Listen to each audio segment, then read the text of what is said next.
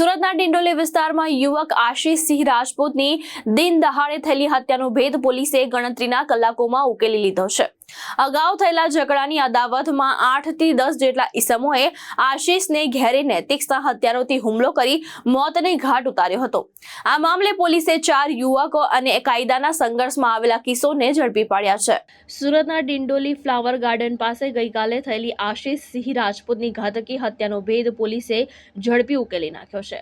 મળતી માહિતી મુજબ આશિષ સિંહ રાજપૂત સીઆર પાટીલના જન્મદિવસ નિમિત્તે યોજાયેલા રક્તદાન કેમ્પમાંથી પરત ફરી રહ્યો હતો।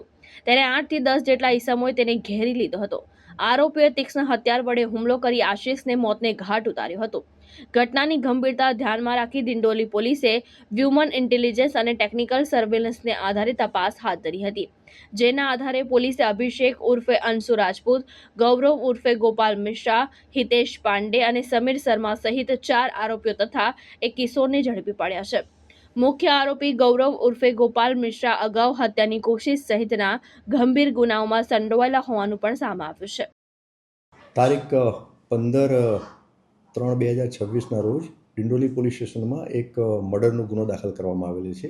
આ ગુનાની ટૂંક વિગત એવી છે કે ડિંડોલી પોલીસ સ્ટેશનમાં એક ક્રિષ્ના એસી મોલ કરીને આવેલો છે। એની સામેના ભાગે આ કામમાં જે ભોગ બનનાર જે છે કે જેનું મર્ડર થયેલું છે, આશિષ સિંઘ તેનું નામ છે, એના ઉપર ટોટલ ફરિયાદ મુજબ ટોટલ 6 જણાઓએ તીક્ષ્ણ હથિયાર અને અન્ય લોખંડના સળિયાઓ સાથે હુમલો કરેલો હતો અને ગંભીર ઇજાઓ પહોંચાડેલી હતી। જે અનુસંધાને એને સારવાર માટે હોસ્પિટલમાં રિફર કરવામાં આવેલા હતા, ત્યાં એમને મરણ જાહેર કરવામાં આવેલા હતા। આ ગુનાના જે ફરિયાદી જે છે એ ભોગ બનનારના ભાઈ છે, એમને ફરિયાદ જાહેર કરેલી હતી। ગુનાની તપાસ દરમિયાન જે એકત્રિત કરેલા પુરાવા જે છે એના આધારે આ ગુનામાં સંડોવાયેલ ટોટલ 4 આરોપીઓની ધરપકડ કરવામાં આવેલી છે।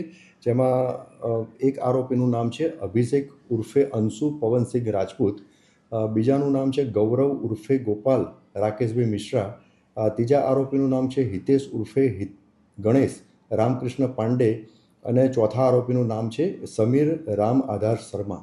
આ 4 આરોપીઓ ઉપરાંત આ ગુનામાં સંડોવાયેલ એક કાયદાના સંઘર્ષમાં આવેલ કિશોર પણ જણાઈ આવેલ છે, અને પોલીસે તપાસના કામે તાબામાં લીધેલ છે।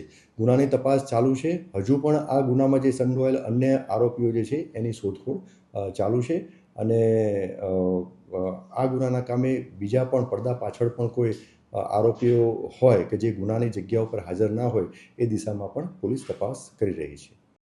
ભાવેશ ઉપાધ્યાય, દ્રષ્ટિકોણ ન્યૂઝ, સુરત।